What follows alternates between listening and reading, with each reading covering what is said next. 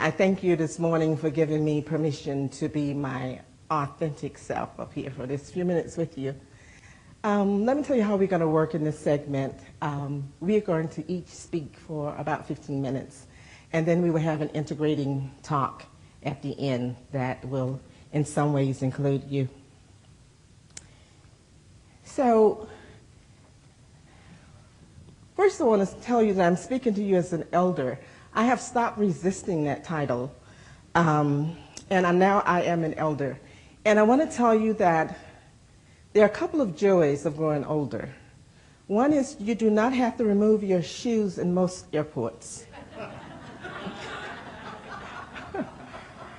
And it's really good. And I knew I was really old last night when United said me. I didn't have to remove my shoes. I didn't have to put my cosmetics in a plastic bag. And I didn't have to take my jacket off. And I thought, oh my goodness. So the other joy of growing old is that we make time for reflection. So Miss Intuitive over there already has wisdom up by my name, because I want my contribution to the world to be bringing to the surface the wisdom in every situation. That is just my thing. I like getting to the wisdom of things. So Russell Ackoff described wisdom is what we extrapolate from all of our experience, from our knowledge, our information. But at the top of that hierarchy is wisdom, and it's only an extrapolation. So I want to give you, since you know that I have a lot of years to talk about, just one nugget of wisdom that I think I've drawn from my 35 years in this business. And I'm going to do that because my story would be so long and intense by giving you what I think are three significant scenarios. When I was 11 years old, I remember the very night I made a vow to myself about doing something with my life. I didn't know what that was going to be. But upon reflection, I remember that I did that. I know that it has served me well for now 76 years. And I also remember that I never told anyone about this vow. And if you know David White, the poet, David said our true vows are secret vows. The ones that we speak out loud are the ones we are likely to break. I never told anyone that. But somewhere it resided in me. And quite frankly, I never thought about it until lately. So that's one scenario. Another is that in 1969, I was given a job as a human relations specialist. And I was working on a very large systems change effort, but the change was induced. The school system in Miami, Florida had desegregated for the first time, and my job was to help the school system and the community, as a matter of fact, survive school desegregation. And I would just tell you that one of the scenarios I remember from that is going to a school and seeing two little kids, one white and one black, touching each other's hair for the first time and just falling out laughing. They just thought that was so funny that each other's hair felt so differently. The next scenario jumps all the way to 2010. In 2010, and remember that was large systems change, but it was induced.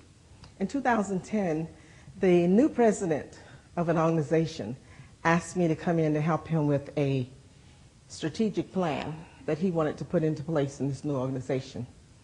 And I helped him to include all of the people in this organization that he could get inside of a huge airplane hangar somewhere in Kentucky to be engaged in the strategic plan. And I thought that it went well, but I didn't hear from them for years. And just 3 months ago, they called and said, well, one of those key components that you helped us put together, you're now about to put into place. So yesterday, while you were getting oriented here, we took the first step in putting together probably the most essential part of that strategic plan. And people, it is societal change. It's not individual change. It's not group change. It's not organization change. If they're successful, it will have a great impact on this society. What I want to talk to you about today is the will to lead, because I have decided in my years of wisdom that it takes more than competence and skill to do really true deep leadership.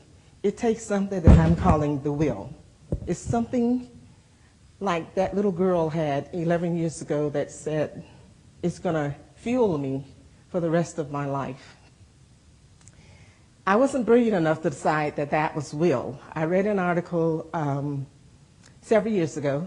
Ed Shine, Otto Schama, and Adam Kahane wrote an article.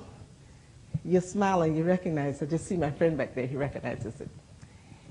It was an article about the role of ignorance and humility in being a good consultant.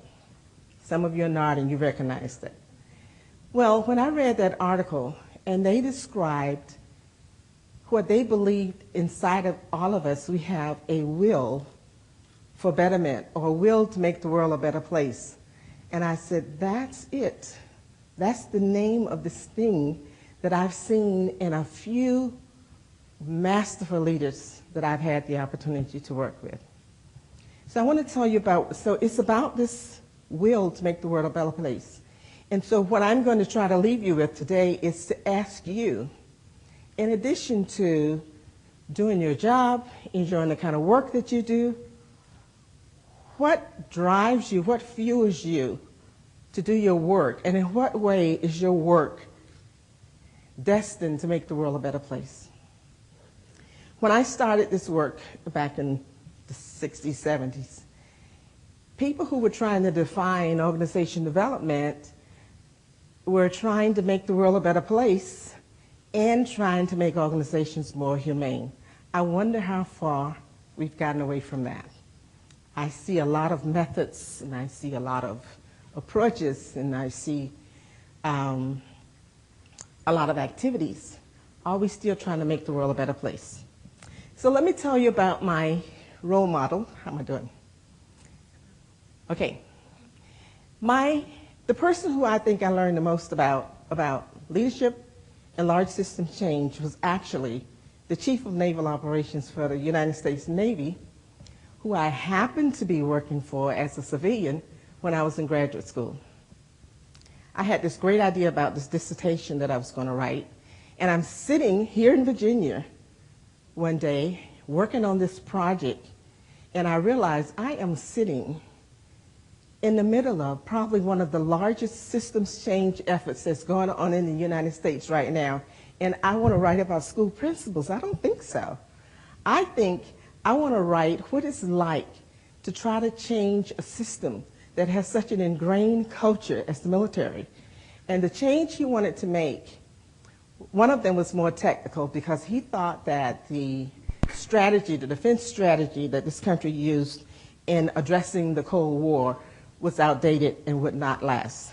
And it turns out he was right about that. He was able to do that. But the second thing was the part of the program that I worked in, and that was to make the Navy a more humane place for women, for Filipinos, and for blacks. Because that group of people that we call minorities at the time did not have access to the better ranks and to the better schools. And he was determined to do that. And I want to tell you that he went systematically about changing how this group of people would be treated. And he did it with such systems. And I don't want to give you a couple of examples, because we always wonder what the system change looked like over a period of time. I think, first of all, he went to the locus of control in the organization, which in the military is policy. So he did programs, but the programs were there to create policies that would last. And those policies did change the Navy. He's known as the man who changed the Navy. And that's a good thing sometimes and a bad thing sometimes, because within the military, he's very controversial. But one of the ways he went about it was, in addition to policy, he issued something called a Z-gram. Now, his name was Zumwalt. Admiral Elmo Zumwalt issued a Z-gram that told people the pulse of what was going on and what they're trying to change, so that wherever you were in that organization, you knew how to apply to what it is you were supposed to be doing, not just up here. Every person knew what their duty was at any given time. And when the Z-gram came out, everybody was getting their attention. There's a Z-gram, there's a Z-gram. But anyway, he went through that organization systematically like that. Now, he faced a lot of resistance. He worked under President Nixon and Henry Kissinger and the Congress, and they all fought him all the way. So much so that he ended his career at the end of that, his tenure as Chief of Naval Operations, and because he decided that he could no longer commit to an organization that was going to run business the way it ran business. And what he discovered, because you know when you try to change an organization, you learn a lot about it, right?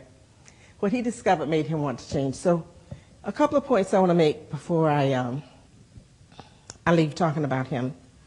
And I have to check my notes to see what they were.